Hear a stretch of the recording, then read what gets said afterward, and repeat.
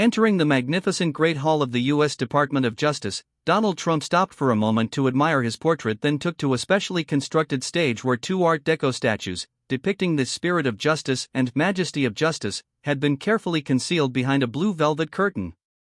The president, who since last year is also a convicted criminal, proceeded to air grievances, utter a profanity, and accused the news media of doing totally illegal things, without offering evidence.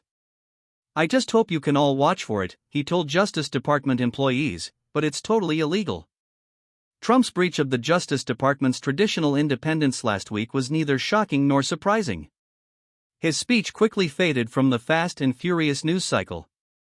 But future historians may regard it as a milestone on a road leading the world's oldest continuous democracy to a once unthinkable destination. Eviscerating the federal government and subjugating Congress, defying court orders and delegitimizing judges, deporting immigrants and arresting protesters without due process, chilling free speech at universities and cultural institutions, cowing news outlets with divide and rule. Add a right-wing media ecosystem manufacturing consent and abeyance in advance, along with a weak and divided opposition offering feeble resistance. Join all the dots, critics say, and America is sleepwalking into authoritarianism. "These are flashing red lights here," Tara Setmayer, a former Republican communications director turned Trump critic. "We are approaching DEFCON 1 for our democracy, and a lot of people in the media and the opposition leadership don't seem to be communicating that to the American people. That is the biggest danger of the moment we're in now, the normalization of it." Much was said and written by journalists and Democrats during last year's election campaign arguing that Trump, who instigated a coup against the U.S. government on January 6, 2021, could endanger America's 240-year experiment with democracy if he returned to power. In a TV interview, he had promised to be dictator, but only on day one. 60 days in, the only question is whether the warnings went far enough. The 45th and 47th president has wasted no time in launching a concerted effort to consolidate executive power, undermine checks and balances, and challenge established legal and institutional norms. And he is making no secret of his strongman ambitions. Trump, 78, has declared "We are the federal law" and posted a social media image of himself wearing a crown with the words "Long live the king." He also channeled Napoleon with the words, "He who saves his country does not violate any law." And J.D. Vance has stated that judges aren't allowed to control the executive's legitimate power. Trump quickly pardoned those who attacked the U.S. Capitol on January 6, placed loyalists in key positions within the FBI and military, and purged the Justice Department, which also suffered resignations in response to the dismissal of corruption charges against New York Mayor Eric Adams after his cooperation on hardline immigration measures. The president now has the courts in his sights. Last weekend, the White House defied a judge's verbal order blocking it from invoking the Alien Enemies Act, a 1798 law meant only to be used in wartime, to justify the deportation of 250 Venezuelan alleged gang members to El Salvador, where they will be held in a 40,000-person mega-prison. Trump accused James Boasberg, the chief district judge in Washington who made the ruling, of being crooked, said he should be impeached, and labeled him a radical left lunatic of a judge. The outburst prompted John Roberts, the Chief Justice of the Supreme Court, to deliver a rare rebuke of the president, emphasizing that impeachment is not an appropriate response to disagreement concerning a judicial decision. In an interview on the conservative Fox News network, Trump denied defying a court order and said he would not do so in future. But he added ominously, "We have very bad judges, and these are judges that shouldn't be allowed." I think at a certain point, you have to start looking at what do you do when you have a rogue judge? David Frum, a former speechwriter for President George W. Bush, posted on the X social media platform, "Almost every major Trump action is intentionally illegal. Trump is gambling that the U.S. democratic system is too broken to stop him. He assumes, to borrow a phrase, all we've got to do is kick the door in and the whole edifice will come crumbling down. Testing hour is here." The White House has yet to release the names of the deported Venezuelans or proof that they were indeed criminal gang members. In another recent incident, it sent 40 undocumented immigrants to the notorious detention facility at the Guantanamo Bay Naval Base, only for a judge to intervene and force their return to the mainland. Some commentators suggest that the Trump administration is exploiting the power of sadistic spectacle. They say it is priming the public for future crackdowns and testing its level of tolerance for a moment when, for example, it might invoke the Insurrection Act to target anti-Trump protesters. Steve Schmidt, a political strategist and former campaign operative for George W. Bush and John McCain, said, Donald Trump is producing a Washington television show from the Oval Office that's authoritarian in nature. You go on TikTok and see the deportations scored to songs and videos released by the administration. It's a theater of the absurd. It's a theater of malice. All of it is desensitizing people to the use of authority and power. Violations of civil liberties are piling up on an almost daily basis. They include incidents that, if they had happened anywhere else in the world before 2025, the US would have been among the first to condemn them.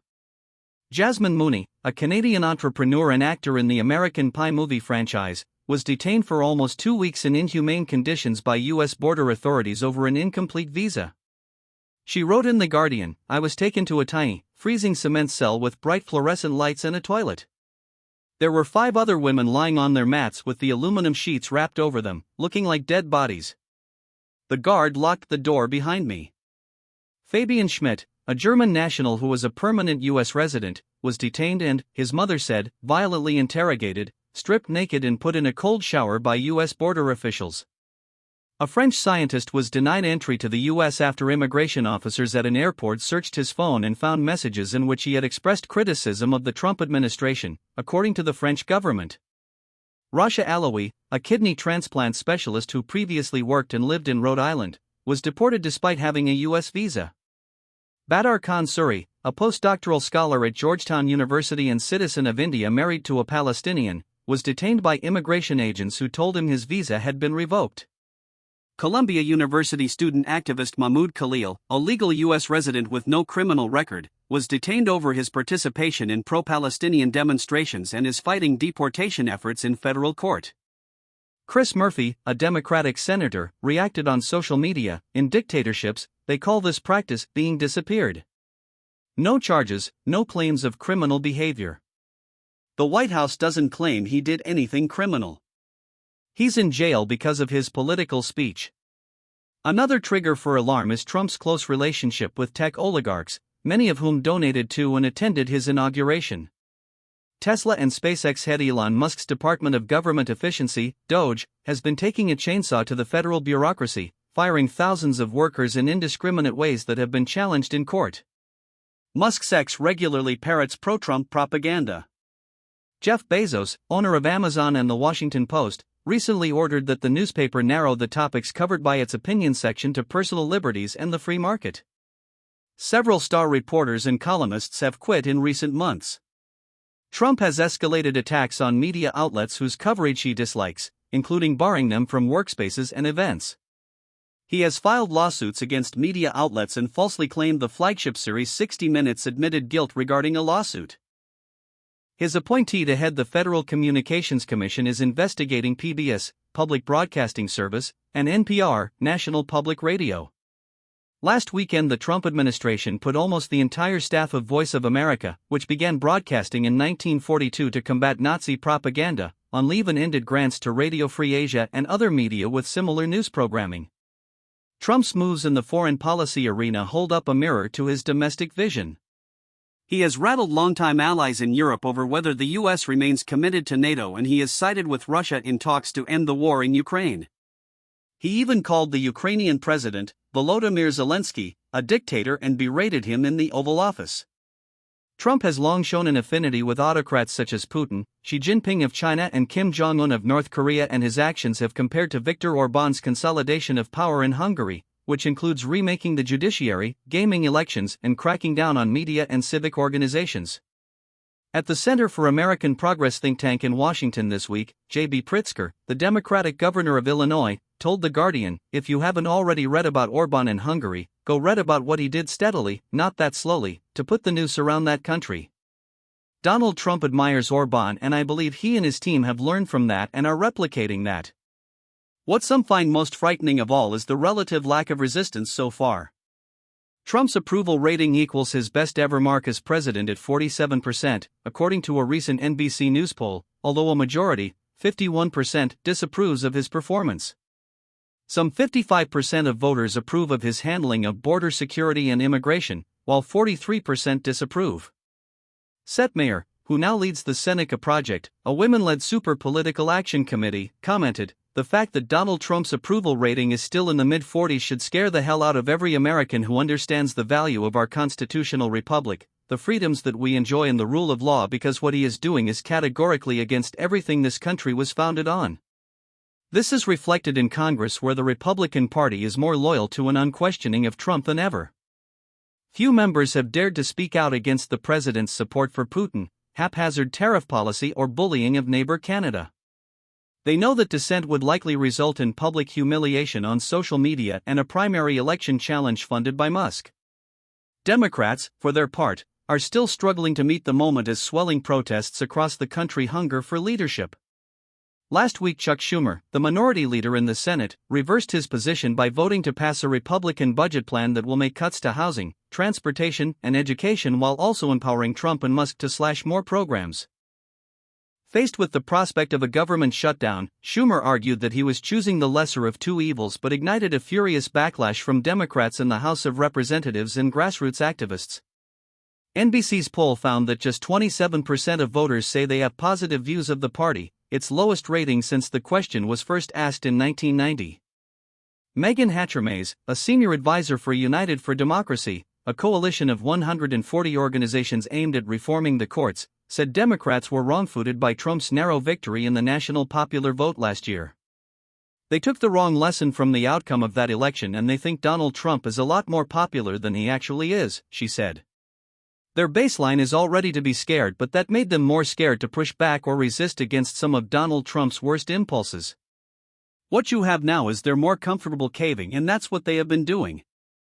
They have not been able to mount a durable opposition to Donald Trump or to congressional Republicans. You can't just be not Donald Trump. You have to be for something, and you have to paint a vision for what you want for the American people. Instead, what they've decided to do is just say nothing and hope for the best, and that is not going to win them any seats in 2026. The courts are potentially the last line of defense. Federal judges have blocked dozens of Trump's initiatives, including attempts to eliminate agencies, end birthright citizenship, and freeze federal funding. This week, a judge found that DOJ likely violated the Constitution in multiple ways with its dismantling of development agency USAID. Jamie Raskin, a Democratic congressman from Maryland, noted that Democrats and their allies have filed more than 125 cases against various attacks on the rule of law and obtained more than 40 temporary restraining orders and preliminary injunctions. "We're in the fight of our lives," he told The Guardian. "This is not a 2-week, 2-month, or even 2-year fight that we're in. This is going to take us many years to defeat the forces of authoritarian reaction, and the Democrats are rising to the occasion. If you look at the way democratic societies responded to fascism a century ago, it just takes time for people to realign and refocus and mobilize a concerted and unified response. Are we there yet? No. But are we going to be in a place where we can stand together and defeat authoritarianism in our country? Yes, we are going to get there." Norm Eisen, a lawyer and founder of State Democracy Defenders Action, has brought successful cases that stopped Trump targeting thousands of FBI employees and blocked Musk's access to sensitive data at the Treasury Department. He said, "Donald Trump is definitely pushing towards authoritarianism. He promised to be a dictator on day one, and he hasn't stopped. That's the bad news. The good news is that he has met vigorous pushback from litigants like myself and many others, and from courts at every level. So far, his most outrageous illegal conduct has been countered. If the Trump administration ignores such orders, America could face a full-blown constitutional crisis." But Eisen retains measured optimism. "It's a mistake to count us out. We have so surprised ourselves and the world over and over again in our history, and there is cause for hope here when you see the furious legal pushback by lawyers. There is reason for hope, but nobody knows. Will we go the way of Brazil, Poland, Czech Republic, where I was ambassador, all of which pushed out autocratic regimes in recent years? Or will we go the way of Hungary and Turkey, which failed to oust autocrats? It remains to be seen, but I, at least, am hopeful."